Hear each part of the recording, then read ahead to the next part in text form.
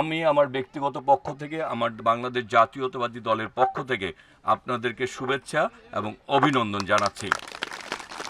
আপনারা জানেন আমাদের নেত্রী বাংলাদেশ জাতীয়তাবাদী দলের চেয়ারপারসন দেশনেত্রী বেগম খালেদা যে ইন্তেকাল করেছেন, আমরা আপনাদের কাছে দেশনেত্রী বেগম খালেদার জন্য দোয়া প্রার্থনা করছি। এবং সাথে সাথে আমরা এই বাংলাদেশ যে জাতীয়তাবাদী দল করি, এই দলের চেয়ারপারসন আমাদের চেয়ারম্যান আমাদের শহীদ রাষ্ট্রপতি জিয়াউর রহমান, তিনি বাংলাদেশি জাতীয়তাবাদের ভিত্তিতেই এই বাংলাদেশকে আমাদেরকে বিশ্বের মানচিত্রে বাংলাদেশ হিসেবে পরিচয় করে দিয়েছিলেন।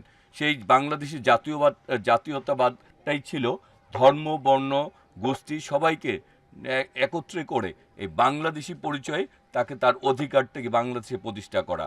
আজকে আমরাও চাই, আমাদের বিএনপির ভারপ্রাপ্ত চেয়ারম্যান জনাব তারেক রহমান আগামীর বাংলাদেশকে গড়তে চান 18 কোটি মানুষের বাংলাদেশ হিসাবে। আগামীর বাংলাদেশে আমরা যেই ধর্মের আমরা অনুসারী হই না কেন, সবার অধিকার সমান থাকবে। আপনি যতটুকু অধিকার ভোগ করবেন, আমি সেই অধিকার ভোগ করব। আমি যে অধিকার ভোগ করবেন, আপনি সেই অধিকার ভোগ করবেন। আগামী বাংলাদেশে আমরা কোনো ভেদাভেদ চাই না। আমরা চাই যার যার ধর্ম শেষে পালন করবেন, এবং কিন্তু রাষ্ট্র সবার, ধর্ম যার যার, রাষ্ট্র সবার। এই রাষ্ট্রের মালিকানা সবাই যাতে বুঝে পায়, আমরা সেরকম একটি রাষ্ট্র নির্মাণ করতে চাই। সুতরাং এখানে আপনারা কখনোই কেউ মানসিকভাবে দুর্বল থাকবেন না। আপনি আপনার অধিকার পুরোপুরিভাবে এই বাংলাদেশে বাস্তবায়ন করবেন। আপনি এদেশের নাগরিক, আমিও এই দেশের নাগরিক। আমি এই দেশের নাগরিক হিসাবে যা প্রাপ্য, আপনিও এই দেশের নাগরিক হিসাবে ততটুকুই প্রাপ্য। এবং তারপরে বলবো যে হ্যাঁ, অনেক ক্ষেত্রে কেউ যদি সংখ্যায় কম থাকে, তাকে আরও বেশি তাকে যত্ন করতে হয়। সে যাতে মানসিকভাবে কখনো যাতে দুর্বল না থাকে, সে যাতে না মনে করে যে আমি সংখ্যায় কম, এই কারণে আমি অন্যদের চেয়ে দুর্বল। এই দুর্বল মানসিকতা কোনো কারণ নাই। আপনারা আমাদের এই দেশের নাগরিক, আমিও এই দেশের নাগরিক, আপনি এই দেশের প্রতিবেশী, আমিও আপনার প্রতিবেশী। সবাই মিলেমিশে আগামী বাংলাদেশকে গড়ে তুলতে হবে, এবং ঐক্যবদ্ধ না থাকলে আমরা এই বাংলাদেশ গড়ে তুলতে পারবো না। সুতরাং আপনাদের কাছে আমি আবেদন করি, চলেন আবার আমরা একবার চেষ্টা করি সবাই মিলে নতুন এক বাংলাদেশ গড়ার।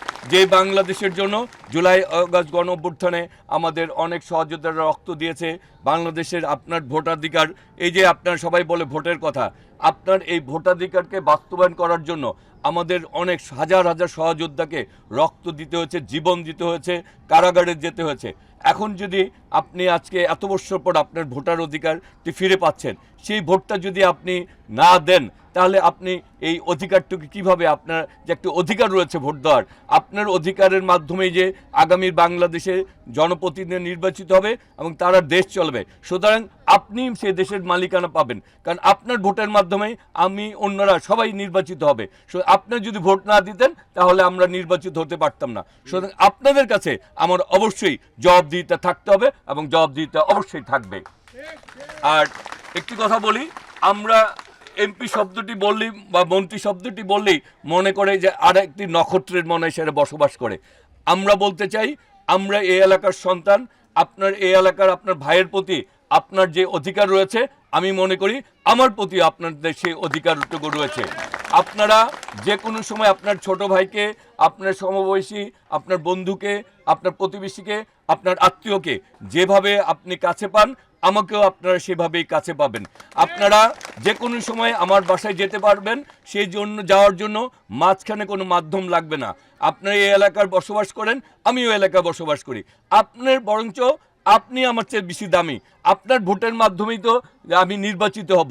সুতরাং আপনার কাছেই আমি চাচ্ছি, আপনি কিন্তু আমার কাছে চাচ্ছেন না। আমি আপনার কাছে চাচ্ছি আমাকে একটা ভোট দিয়েন, কিন্তু আপনি কিন্তু আমার কাছে ভোট চাচ্ছেন না। তার মানে আপনার ভোটেই আমি আপনার একজন সেবক হিসাবে আপনার সামনে আসব। মালিক কিন্তু আপনি, আমি কিন্তু ভোটের মালিক, আমি হচ্ছে আপনার সেবক। সুতরাং আপনি সেই অধিকারটুকু বাস্তবায়ন করবেন। আপনি যে কোনো সময় আমার যে কোনো দরকারে আপনারা আমাদের কাছে যাবেন, আপনাদের যে কোনো সমস্যার কথা বলবেন। হ্যাঁ, সমস্যা সমাধান আমরা কতটুকু করতে পারবো জানি না, কিন্তু সমস্যার সমাধান করার আন্তরিকতার চেষ্টার কোনো ত্রুটি ইনশাল্লাহ থাকবে না কখনো।